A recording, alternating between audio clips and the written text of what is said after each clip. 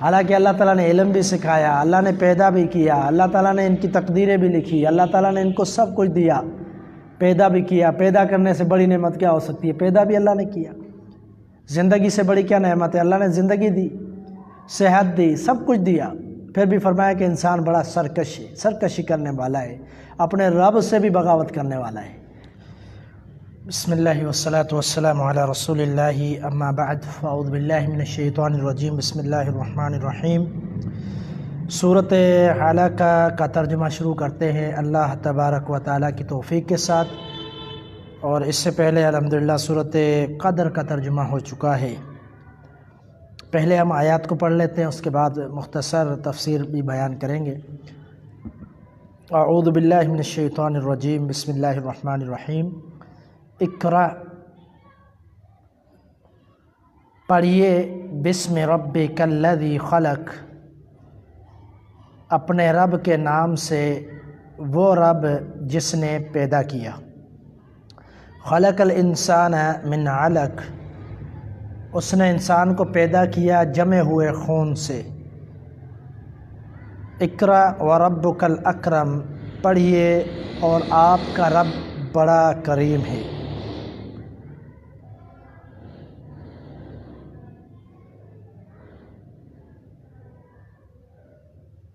الذی علم بالقلم، وہ ذات جس نے سکھلایا قلم کے ذریعے۔ علم الانسان ما لم یعلم، اس نے انسان کو وہ علم سکھایا جو وہ نہیں جانتا تھا۔ کلا، ہرگز نہیں، ان الانسان لیطغی، بے شک انسان تو سرکشی کرتا ہے۔ ان رآہ استغنی، اس بنا پر کہ وہ خود کو بے پرواہ سمجھتا ہے، بے پرواہ جانتا ہے یا سمجھتا ہے۔ تو یہاں تک کافی ہے ترجمہ، بلکہ ایک آیت اور پڑھ لیتے ہیں۔ ان الی ربک الرجع، بے شک آپ کے رب کی طرف ہی لوٹنا ہے، واپسی ہے۔ تو یہ سورۃ علق قرآن مجید کی یہ پہلی وحی ہے۔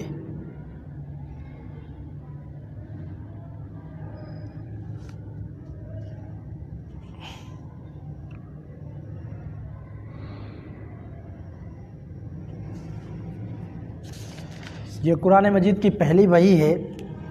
نبی علیہ الصلاۃ والسلام غار حرا میں مصروف عبادت رہتے تھے، تو آپ علیہ الصلاۃ والسلام کو فرشتہ آ کر کہتا ہے، وہ کون تھے؟ سیدنا جبریل امین، کہ آپ پڑھیے۔ نبی علیہ الصلاۃ والسلام نے فرمایا کہ میں پڑھا ہوا نہیں ہوں۔ فرشتے نے آپ کو پکڑ کر زور سے دبوچا، بھینچا اور کہا پڑھ۔ آپ نے پھر وہی جواب دیا کہ اس طرح 3 مرتبہ اس نے آپ کو بھینچا، یعنی زور سے دبایا، لیکن آپ علیہ الصلاۃ والسلام نے وہی جواب دیا کہ میں پڑھا ہوا نہیں ہوں۔ یہ روایت صحیح بخاری کے اندر، صحیح مسلم میں موجود ہے، جس سے پتہ چلتا ہے یہ سب سے پہلی وحی ہے۔ تو اب پہلی آیت کی طرف ہم دیکھتے ہیں کہ اللہ تعالیٰ نے فرمایا کہ پڑھیے اپنے رب کے نام سے جس نے پیدا کیا۔ یہاں پر مفسرین لکھتے ہیں کہ مخلوقات میں انسان کا ذکر ہوا، کیونکہ نبی علیہ الصلاۃ والسلام کو خطاب کیا گیا کہ جس نے پیدا کیا، مطلب کہ آپ کو بھی اسی اللہ نے پیدا کیا اور دیگر مخلوقات کو بھی اللہ نے پیدا کیا ہے۔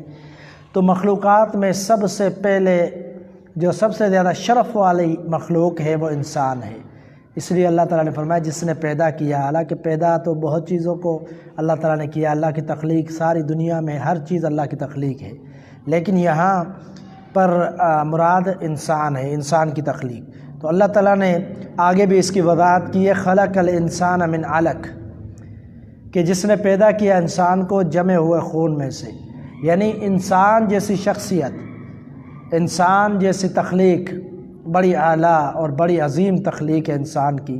اسی لیے اللہ تعالیٰ نے قرآن مجید میں یہ بھی فرمایا ہے کہ اپنے نفس کو دیکھو، اس سے عبرت حاصل کرو، اپنے آپ کو دیکھو، اپنے جسم کو دیکھو، اپنے دماغ کو دیکھو، اپنے دل کو دیکھو، اپنے حیت اور کیفیت کو دیکھو، اپنی جو نقشہ ہے اس کو دیکھو، ہر چیز کو اپنے آپ پر بھی غور کیا کرو۔ وفی انفسکم، فرمایا کہ اپنے نفسوں کو دیکھو کہ اللہ نے کیسے تمہیں پیدا کیا ہے۔ تو یہ انسان کے لیے شرف کی بات ہے کہ اللہ نے یہاں پر انسان کی تخلیق کا ذکر کیا ہے، کسی اور جانور یا پرندہ چرند یہ تخلیقیں بھی اللہ تعالیٰ کی بڑی عظیم ہیں۔ قرآن مجید میں ایک اور مقام پر فرمایا فَلَا يَنظُرُونَ إِلَى الْإِبِلِ كَيْفَ خُلِقَتْ، اونٹ کی طرف نہیں دیکھتے کہ ہم نے اس کو کیسے پیدا کیا۔ تو اللہ تعالیٰ کی تخلیق تو بہت ہے، یہاں پر ایک شرف کی بات ہے کہ اللہ تعالیٰ نے انسان کا تذکرہ کیا، یہ انسان کے لیے شرف کی بات ہے کہ اللہ تعالیٰ نے فرمایا کہ پیدا کیا انسان کو جمے ہوئے خون میں سے۔ تو اقرا کا مطلب کیا ہوتا ہے؟ پڑھیے۔ نبی علیہ الصلوۃ والسلام وہاں کیوں نہیں پڑھ رہے تھے؟ کیونکہ آپ اس سے پہلے کبھی آپ نے استاد کا سامنا نہیں کیا تھا۔ بالکل واضح ہے کہ پڑھتا وہ ہے یا وہ پڑھ لیتا ہے یا سمجھ لیتا ہے بات کو جو کہ کبھی استاد کے سامنے بیٹھا ہو اور کلاس لی ہو اور پڑھا ہو، تو اس کو جو ہے کوئی مسئلہ نہیں ہوتا پڑھنے میں۔ لیکن اللہ کے رسول صلی اللہ علیہ وسلم کا کوئی دنیا میں کوئی استاد نہیں تھا کہ آپ علیہ الصلوۃ والسلام نے اس کے پاس جا کر دنیاوی تعلیم حاصل کی ہو، کوئی بھی دنیاوی یا دینی تعلیم حاصل کی ہو، ایسا کوئی نہیں۔ تو اس لیے آپ علیہ الصلوۃ والسلام پہلی بار جو ہے گھبرا گئے اور آپ نہیں پڑھ سکے، اور آپ نے فرمایا کہ میں نہیں پڑھا ہوا۔ تو آگے جو اللہ تعالیٰ نے فرمایا کہ اپنے رب کے نام سے پڑھ، اور پھر فرمایا کہ اس نے پیدا کیا انسان کو ایک جمے ہوئے خون سے، اس کے نام سے پڑھ۔ پھر فرمایا اقرا، دوبارہ پڑھیے، وَرَبُّكَ الْأَكْرَمُ، اور تیرا رب بڑا کریم ہے۔ کیا معنی ہے رب کریم ہے؟ اس کا معنی ہے کہ تیرا رب انسانوں کی لغزشوں کو، انسان کی کمی کوتاہیوں کو، غلطیوں کو معاف کرنے والا ہے، خطاؤں کو معاف کرنے والا ہے۔ اگر پڑھنے میں آپ سے کوئی غلطی بھی ہو جاتی ہے، کیونکہ پہلی دفعہ وہی نازل ہو رہی ہے، اگر آپ کہ زبان جو ہے اس لفظ کو صحیح ادا بھی نہیں کر سکی تو اللہ تعالیٰ معاف کر دے گا۔ تو یہ اللہ تعالیٰ کا کریم ہونا ہے۔ اللہ تعالیٰ بندوں پر بڑا کرم نواز ہے، بڑی کریم ذات ہے اللہ تعالیٰ کی۔ تو اللہ تعالیٰ اپنے بندوں کو معاف کرنے والا ہے اور ان پر رحم کرنے والا ہے، ان کی کمی کوتاہیوں کو معاف کرنے والا ہے۔ اسی لیے اللہ تعالیٰ نے فرمایا کہ ربک الکریم، ربک الاکرم، تمہارا رب بڑا عزتوں والا، بڑی فضیلت اور شان والا ہے۔ الذی علم بالقلم، جس نے پیدا کیا انسان کو، الذی علم بالقلم، جس نے سکھلایا انسان کو قلم کے ذریعے۔ قلم کا عربی میں معنی ہوتا ہے تراشنا، کسی چیز کو تراشنا۔ تو کیونکہ پہلے لکڑیاں تراش کر اس سے جو ہے لکھا جاتا تھا، اسی لیے جو کتابت کے لیے آلہ استعمال ہوتا ہے اس کو قلم کہتے ہیں۔ تو یہاں پر اللہ تعالیٰ نے قلم کا تذکرہ کیا کہ اللہ تعالیٰ نے قلم کے ساتھ سکھلایا۔ اب انسان تحفظ حفاظت کرنے کے طریقے کتنے، کوئی بات کرے تو اس کو محفوظ کرنے کے طریقے، ایک تو زبان سے ادا کرنا، ایک تو یہ ہوتا ہے کہ دل میں دماغ میں محفوظ کر لینا، اس کے علاوہ تیسری شکل کیا ہے؟ لکھنا۔ اب جو محفوظ کیا ہوا ہے بندہ فوت ہو جائے وہ تو ضائع ہو جائے گا، جو زبان سے کہا ہوا ہے وہ بھی بسا اوقات بھول جاتا ہے، لیکن قلم سے جو لکھا ہوا ہوتا ہے اگر محفوظ ہو، اگر کوئی نقصان اس کو نہ پہنچائے تو وہ ہمیشہ کے لیے زندہ رہتا ہے۔ اگر آپ آج کل کے دور میں اس کا معائنہ کریں تو فوٹو کاپی کا سسٹم ہے، اور جب بھی ضرورت ہو فوٹو کاپی ہو جاتی ہے، تو وہ آپ 10-12 فوٹو کاپی کروا لیں، ایک ادھر رکھ لیے، ایک ادھر، ایک ضائع ہوگی دوسری پڑی ہوئی۔ تو حفاظت جو ہے صحیح معنی میں لکھنے کے ساتھ ہوتی ہے۔ تو یہاں پر جو ہے اللہ تعالیٰ نے قلم کا تذکرہ کیا، قلم کی اہمیت کو واضح کیا۔ اسی لیے روایت کے اندر آتا ہے کہ اللہ تعالیٰ نے سب سے پہلے قلم کو پیدا کیا، قلم کو اللہ تعالیٰ نے سب سے پہلے پیدا کیا، اور پھر اس کے ساتھ انسانوں کی جو تقدیریں ہیں وہ لکھوائی۔ تو قلم کو اللہ تعالیٰ نے سب سے پہلے پیدا کیا۔ علم الانسان ما لم یعلم، انسان کو سکھلایا جو وہ نہیں جانتا تھا۔ یعنی کس نے سکھلایا؟ اللہ تعالیٰ نے۔ بہت سارا علم جو اللہ کی توفیق سے جو ہمیں وہ بھی ہمیں نہیں تھا، وہ اللہ نے سکھلایا۔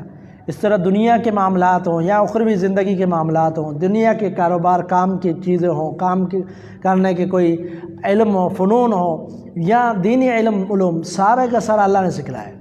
دنیا کی معلومات، آخرت کی معلومات، یہ کیا ہو رہا ہے دنیا میں، سائنسدان کس حد تک جو ہے ترقی کر چکے ہیں، یہ کون سکھاتا ہے؟ یہ سارے کا سارا علم اللہ تعالیٰ کی طرف سے ہے۔ ذاتی طور پر کسی کا کوئی علم نہیں ہوتا۔ دنیا میں بندہ جب آتا ہے تو وہ بالکل صفر ہوتا ہے، اس کو کوئی علم نہیں ہوتا ذرہ برابر بھی۔ لیکن وہ علم کیسے حاصل کرتا ہے، کیسے سیکھتا ہے؟ استاد کے پاس جاتا ہے، معلم کے پاس جاتا ہے، مدرس کے پاس جاتا ہے، پھر اللہ تعالیٰ اس کے لیے ذریعے پیدا کرتا ہے، اسباب پیدا کرتا ہے، وہ علم سیکھتا رہتا ہے اور اللہ فرماتا ہے وہ سکھا دیتا ہے اللہ جو وہ نہیں جانتا۔ پھر فرمایا کہ ہرگز نہیں، ان الانسان لیطغی، بے شک انسان جو ہے سرکشی کرنے والا ہے، سرکشی کرتا ہے انسان۔ حالانکہ اللہ تعالیٰ نے علم بھی سکھایا، اللہ نے پیدا بھی کیا، اللہ تعالیٰ نے ان کی تقدیریں بھی لکھی، اللہ تعالیٰ نے ان کو سب کچھ دیا، پیدا بھی کیا۔ پیدا کرنے سے بڑی نعمت کیا ہو سکتی ہے؟ پیدا بھی اللہ نے کیا۔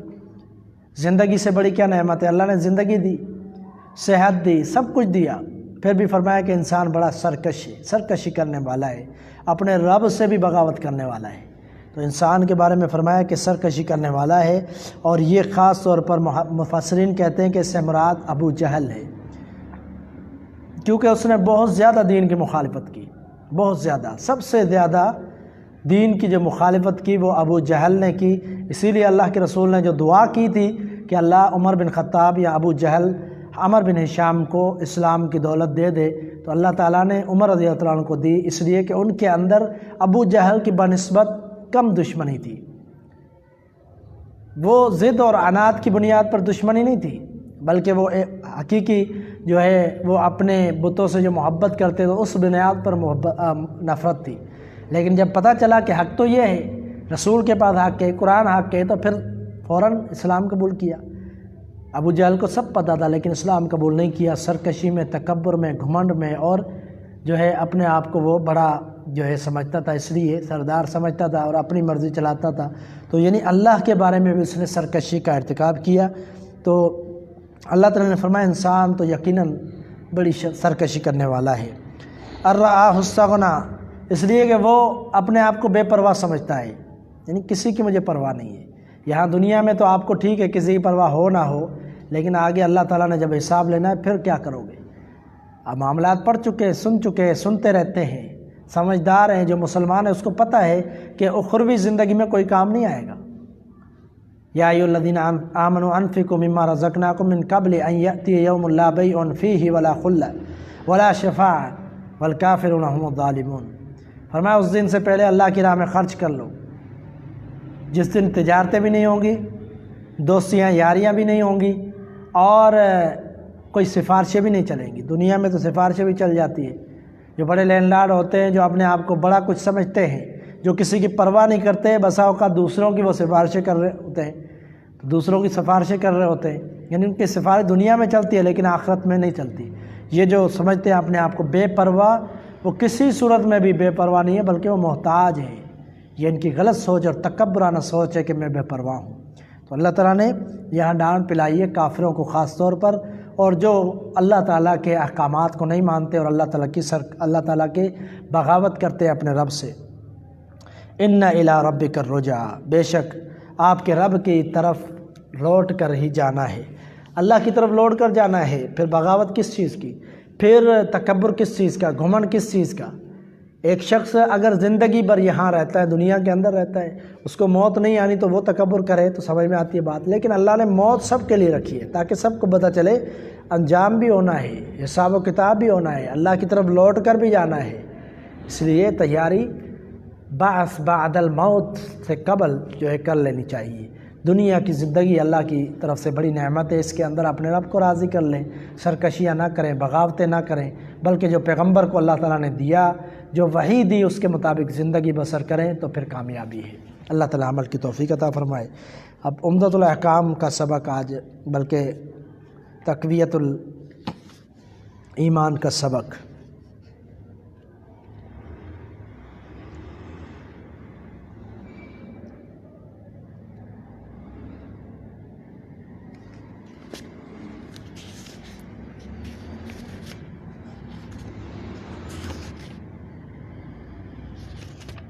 ازل میں توحید کا اقرار، یہ بھی ہم نے پڑھ لی تھا، شرک کی کوئی سرحد نہیں ہے، یعنی کوئی دلیل نہیں، کوئی بھی اللہ کی طرف سے کوئی اس کے لیے ثبوت اور دلیل نہیں ہے۔ شرک کرنا بہت بڑا جرم ہے اور اللہ کی ذات کے ساتھ بغاوت ہے۔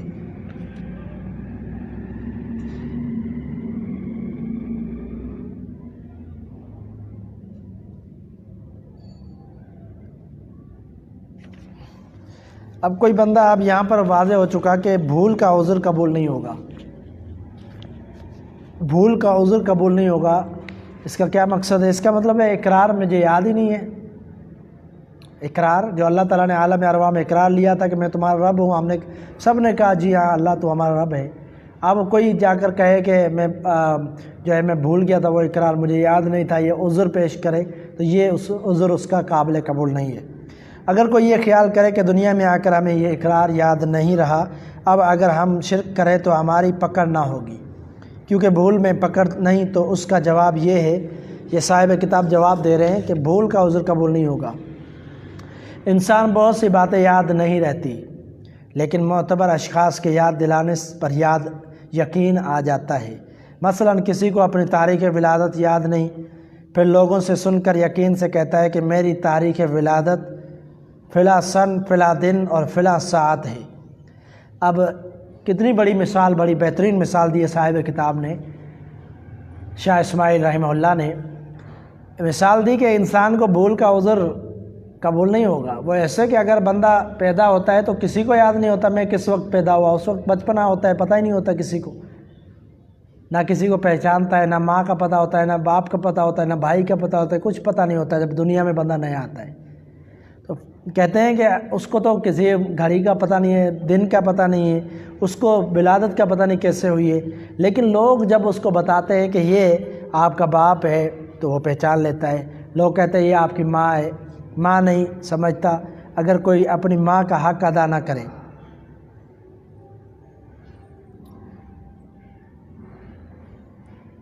اچھا، کہتے ہیں کہ لوگوں کو سن کر ہی ماں باپ کو پہچانتا ہے، یعنی اس کو کب پتہ چلتا ہے کہ یہ میری ماں ہے، یہ میرا باپ ہے؟ جب لوگ اس کو بولتے ہیں، گھر والے بولتے ہیں یہ ابو ہے، یہ امی ہے، آہستہ آہستہ بولنا بچہ سیکھتا ہے تو اس کو گھر والے سکھاتے ہیں کہ تمہارا ابو ہے، تمہاری امی ہے، یہ سکھاتے ہیں گھر والے، اس کو تو پتہ نہیں ہوتا، اور کو ماں نہیں سمجھتا۔